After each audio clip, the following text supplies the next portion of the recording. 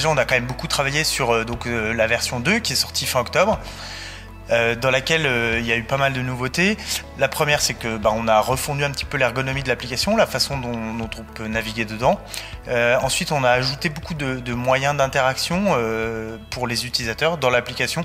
Notamment, on a ajouté des informations, des chiffres clés. Et plus récemment, la possibilité de créer son attestation de déplacement directement dans l'application Stop Covid.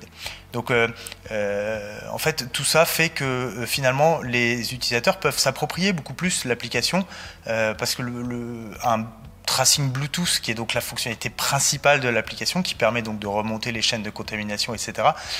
Ce tracing Bluetooth, c'est quelque chose qui fonctionne tout seul, avec lequel il y a finalement pas d'interaction tellement possible de la part des utilisateurs, et donc c'était important d'ajouter des fonctionnalités dans cette application qui étaient à la fois pertinentes et qui apportaient de la valeur aux utilisateurs, et en même temps qui permettaient à tout un chacun de vraiment interagir avec l'application. L'impact de cette application, donc il est annoncé de manière complètement transparente dans l'application elle-même, c'est-à-dire que vous avez des chiffres clés et vous pouvez notamment consulter le nombre d'activations, de téléchargements et d'activations de l'application. Donc on est à 9 millions, on a passé les 9,5 millions récemment.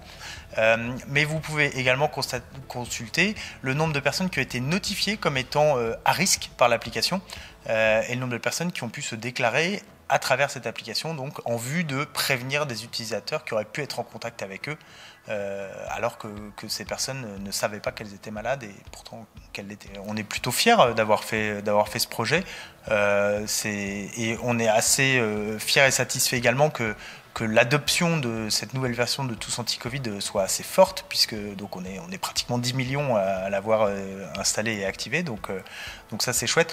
Et puis c'est vrai que c'est un petit peu notre philosophie, on préfère faire des choses, contribuer et avancer plutôt que de ne rien faire. Donc en tant que personne, effectivement, on est content d'avoir fait ça. Il y a 6 personnes qui travaillent chez Lunabi Studio sur ce projet, pas nécessairement à plein temps, c'est-à-dire que il y a des moments où on met entre guillemets plus le paquet, parce que il faut livrer des fonctionnalités de façon concomitante avec des annonces du gouvernement, avec des choses qui sont mises en place pour lutter contre l'épidémie.